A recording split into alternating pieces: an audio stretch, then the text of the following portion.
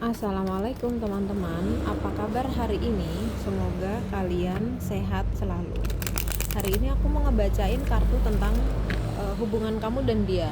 Tapi fokusnya lebih ke apa yang sudah kamu usahakan dalam hubungan ini dan apa yang sudah dia usahakan dalam hubungan ini.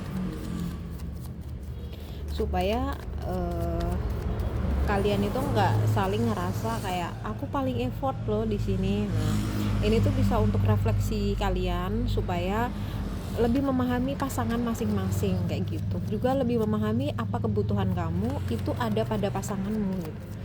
Apa yang sudah kamu usahakan dalam hubungan ini? Apa yang sudah kamu usahakan dalam hubungan ini? Three of Cup, Two of Cup, Ten of One, terus Queen of Sword, satu kartu lagi, Seven of One. Kalau ngomongin sayang nggak sih kamu ke dia, kamu ke pasangan kamu jelas sayang banget. Kamu ngusahain apapun untuk membahagiakan dia gitu. Effort kamu cukup besar ya di sini, kayak apapun yang bikin kamu bahagia sayang, pokoknya aku akan usahakan gitu. Secinta itu kamu sama pasangan kamu, dan itu bikin kamu kayak ibaratnya tuh mengusahakan segalanya lah.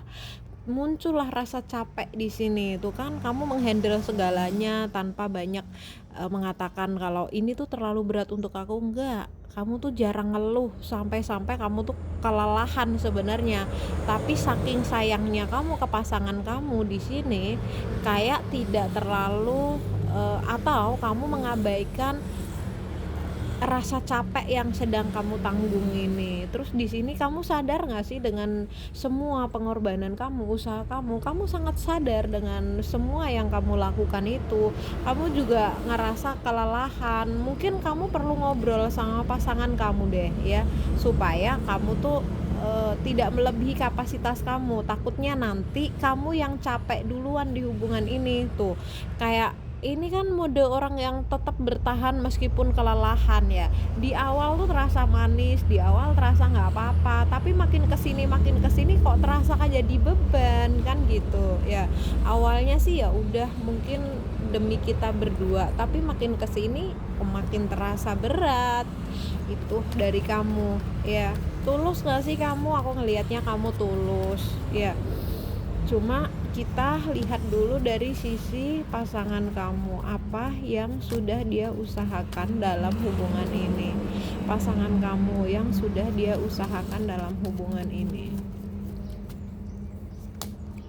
Sofwan, kalau ngomongin usahain, dia juga secara tindakan itu dia ngusahain juga loh di hubungan ini. Hanya saja dia itu kadang-kadang susah untuk diajak kompromi. Jadi kamu pengen A, dia pengen B, maka dia susah untuk diajak A. Dia akan cenderung ngikutin maunya sendiri B.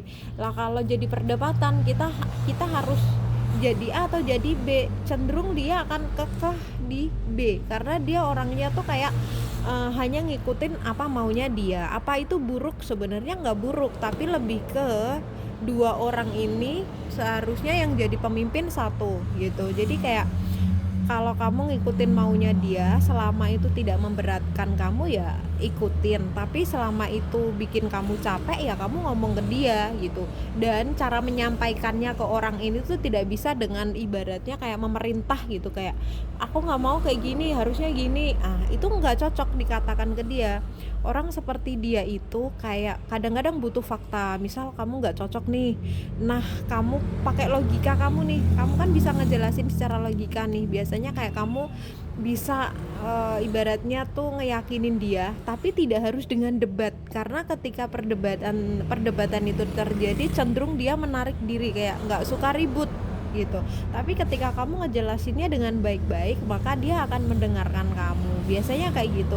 Dia terlihat keras kepala, tapi sebenarnya yang dia usahakan untuk hubungan ini tuh bedanya sama kamu adalah kamu orangnya satset, apa-apa pengen cepet, sedangkan dia lebih ke pelan-pelan tapi punya arah juga kayak gitu. Semoga kesalahpahaman kamu sama dia tuh bisa terselesaikan ya. Kebutuhan kalian emang dan karakter kalian agak beda. Kamu memang apa-apa tuh ringan tangan gitu loh, kayak segalanya tuh sat-set, segalanya tuh kayak maunya tuh cepet selesai, cepet ada hasil. Sedangkan dia tipenya yang pelan-pelan, santai, punya arah nggak? Punya, tapi lebih lebih lebih santai dari yang kamu jalanin gitu.